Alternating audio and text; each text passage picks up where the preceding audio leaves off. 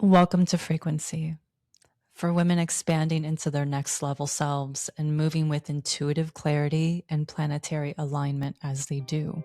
I'm Caprice, identity mentor, astrologist, and intuitive guide. Your frequency is your energetic signature, how you think, decide, and move. It's your authentic self dialed in. Every episode serves to sharpen that frequency, expanding your capacity to hold your vision and take bold, authentic action towards your manifestations.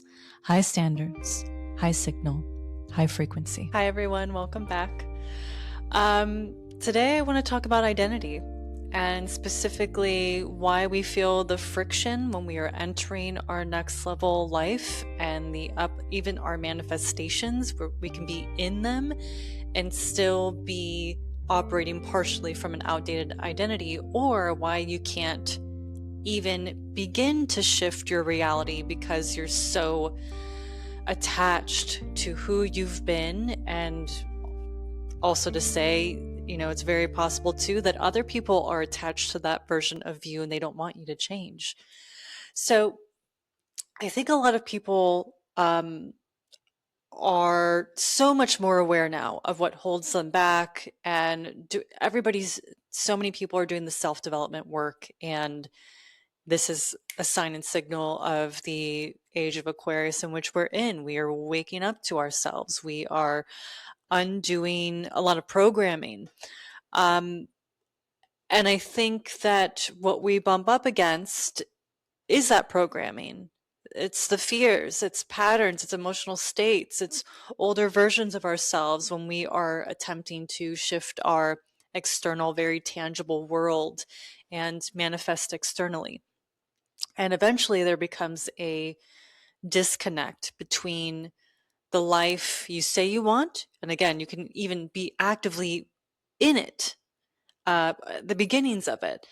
And so a disconnect between that and the identity your energetic system still feels safest being within.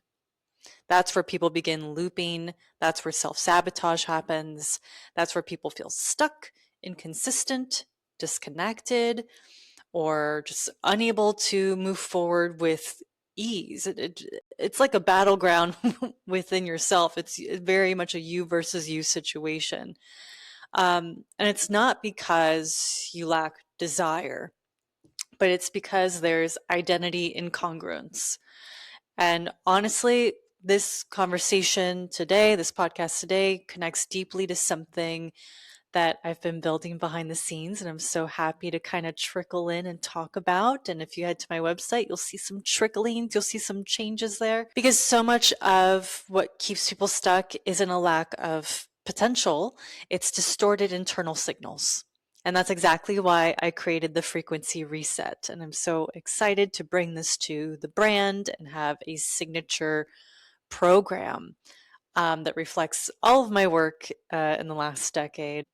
It's a guided recalibration experience designed to help you clear internal noise, reconnect with your authentic essence, strengthen your signal. It's an accelerator that can be used at any phase of your journey, whether you're up leveled and you've reached a sticky spot in your current up level, or if you're new to self-development work. The frequency reset will be available very soon, and honestly, this entire conversation is part of the foundation of that work. I consider the frequency reset the foundations to working with me more long term. I think everyone needs to do this before even considering mentorship. And also, it's just way more accessible, right? It's the foundational work. I feel like if you can get through that and master that, then we're zooming into the future. Your identity is not just how you present yourself, though I think this needs to be a separate podcast episode about the visuals of identity and how we dress and how we present ourselves. But it's not solely aesthetics, because people can wear the garments and put on, they're being confident in drag, but they don't actually feel confident. Um, so it's not just aesthetics, right? And it's not how you label yourself, But identity is subconscious self-concept. And identity determines what feels safe and available and what is believable and what your normal is, right? Your subconscious identity determines what you're available for. And so earlier I mentioned identity incongruence, but I want to talk about identity congruence. And that is when your thoughts, your emotions, your decisions, your energy, and how you move, decide in the world begin matching the reality you want to create. Identity congruence is energetic and psychological alignment between who you are being currently, how you are embodied in this moment, and the life you're asking for. And I also want to pair with that it's not about perfection, because we also can't create this a harsh punishment system within ourselves for being human. The wobbles are good. Self-doubt can be good. It strengthens where we're confident. Doubt and confidence work on, it's the same spectrum. They coexist, but you can't be stuck in it, right? Wanting one thing consciously while subconsciously identifying another way completely is where we reach those sticky points and we find friction, and it can cause so many situations. You could be in an up level and not even appreciate it, or not be able to harness or command the energies that are working with you, because you still don't believe that it's possible, or that it's for you, or that you deserve it, or whatever it is at that level, at that point, right? Another way that this works out is that you are all talk. You're all talk, or you're all silly example, but you're all Pinterest board. You're like, here's my dream world, here's my dream self, here's the woman I want to become. And you're creating distance because you will not align with who you actually need to be and what you need to get done in order to become that and hold that and manage that world, right? It becomes just this lofty idea. So, for example, wanting visibility, or wanting celebrity, or wanting fame, or wanting recognition, or wanting to express creatively and be recognized for something that you're working on, wanting that visibility while holding a fear of being seen. Wanting visibility and recognition while holding a fear of other people judging you or outshining other people. Come on. They can't coexist. They do, and it's realistic that they do, and we just have this battle where we exercise the muscle and we need the dough of the situation. They do coexist, but like at some point, you have to put all your chips to one side and say, no matter what, I am embodying this, I'm walking with this energetic signature, this is my new frequency, right? Another example, wanting love while expecting abandonment. I just called myself out on that one. Wanting success while emotionally operating from survival. Not going to work. But you'll recognize that these all exist on a spectrum, right? Visibility, fear of being seen, love, abandonment, success, survival. They have a natural relationship. These are natural dynamics and polarities that are going to exist. They are inevitable. They are inevitable, right? You cannot sustainably create beyond the identity you still emotionally identify with, is what I'm getting at. You have to emotionally identify with something else, the highest version of you. Your next level requires a different way of operating and a higher level of self. If you can feel that you're still making decisions from outdated patterns and it's keeping you from where you want to go, this is where we shift that. This is the work I do inside my 8-week mentorship. We clear what's in the way, recalibrate your energy, and move you into a place where your decisions are clean, aligned, and actually create momentum. I guide you through the lens of your blueprint. your timing, astrology, numerology, and intuitive insight, while shifting subconscious patterns and clearing your energetic field. This is for women who are ready to operate at a higher level and be fully responsible for the results that they create. If that's you, you can explore mentorship through the link in the show notes. I currently have 2 spaces open for June or July. And if you don't need a full container, but you know something needs to shift now, you can book a single session or a reading with me directly. You're transitioning into a new level. You can feel it, but there are these sticky points, these points of inconsistency or friction around the manifestation. And it's because there is now unfamiliar territory. There is now unfamiliar expansion that's required of you. And while we're in these spaces of transition, I have a great podcast episode on this called the hallway between chapters. But this is the space where old identities resurface. They come up during the transition to get worked through. It's not an inconvenience. It's the exact thing that needs to happen. So face it, face it head on. It's not an inconvenience. It's the exact work that needs to be happening right now. So there's now this old self, a new self, and a point of overlap, and you can feel both.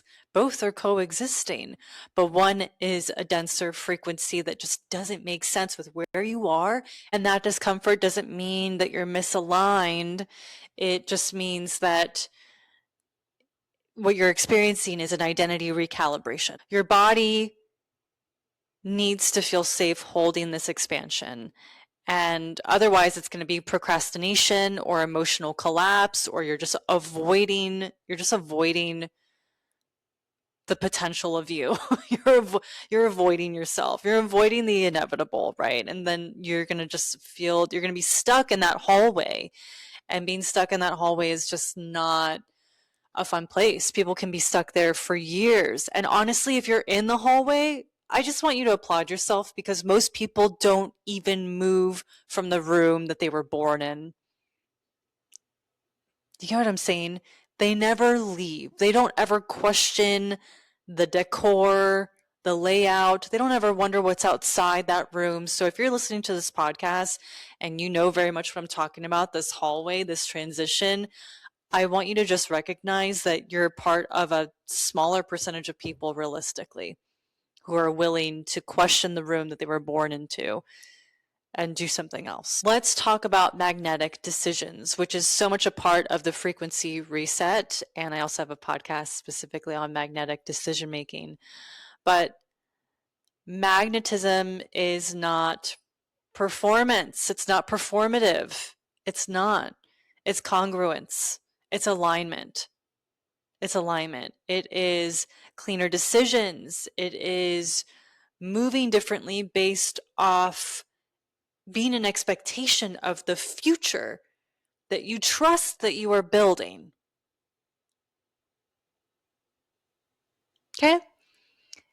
It's that self-trust. Trusting yourself eliminates fear. Trusting yourself and eliminating fear leads to clarity. Clarity moves you so much faster than anything else. Recalibration moves you, accelerates you. Every time you feel clear, you are moving much smoother, much faster. You don't even realize that you're just zooming, and you have energetic coherence, right? And so magnetism is not performative. It is alignment. It is recalibration.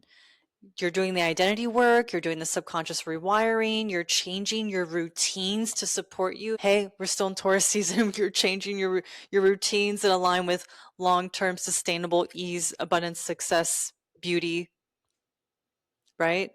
You're changing your standards. You're changing your language, your body language, your language. And here is where it comes in: the way you dress, the way you move, what you're attracted to, what you allow into your world, all of it, right?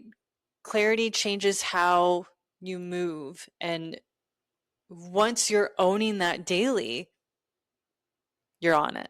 You're on to something. Your next level already exists. It's that feeling within you. It is that layer of you that's already been activated. But your identity, is it capable of holding it? When your signal strengthens, your life begins to reflect it. So I want to offer you some reflection points here. Where are you still operating from an outdated version of yourself? What outdated version of yourself is popping up during your current up level? Because we do this many times. Cyclical, spirals, patterns. The cat having 9 lives is not a joke. I feel like I'm going to have 9 more. Next question for you. Next point of reflection. What would the version of yourself that you're becoming naturally choose and tolerate and move towards? When you operate from that next version of self, that's how you're making your magnetic decisions right now. I am so excited to offer the frequency reset because it's this. It's this. It is a decade of my work with women, hundreds and hundreds. I might be downplaying it. Maybe it's thousands. I don't really know. But it's so much of this, and I know that it works. And that's why I'm putting it together, and I'm really excited. Okay. Until next. If you're ready to enter 2026 with clarity, confidence, and a personalized roadmap designed specifically for you, my 2026 year ahead reading is now available. This is an in depth, elevated personal guidebook based on your unique numerology, astrology, and the energetic cycles that define your growth in 2026. You're not getting generic guidance. We have enough of that. You're receiving a blueprint crafted specifically for your timing, your chart, and your higher trajectory. I also channel 3 anchored messages for you, highlighting what is to unfold within 2026, within your connections, your finances, success, career, your highest path and highest guidance available, giving you the taste, the theme of what is most important for your year ahead and how to really harness that energy. Get a powerful 60 to 90-minute recorded reading you can revisit all year long, so you always know what energy you're working with and how to make the most of it. This is personally something I do for myself and reference every quarter, especially in times of wobble or uncertainty. Anytime I'm questioning myself, I go back to my year ahead reading and I'm validated and I get back on track and I get my head back in the game. Trust me, this is the tool for 2026 that you'll reference all year as you make decisions, shift your frequency, and step into the version of yourself who leads her life with clarity, confidence, and intention. If you're ready to make 2026 your most aligned and intentional year yet, head to frequency.co. That's frequency, FRQNC.co, and book your year ahead with me. You will not regret it. Thank you for tuning into Frequency.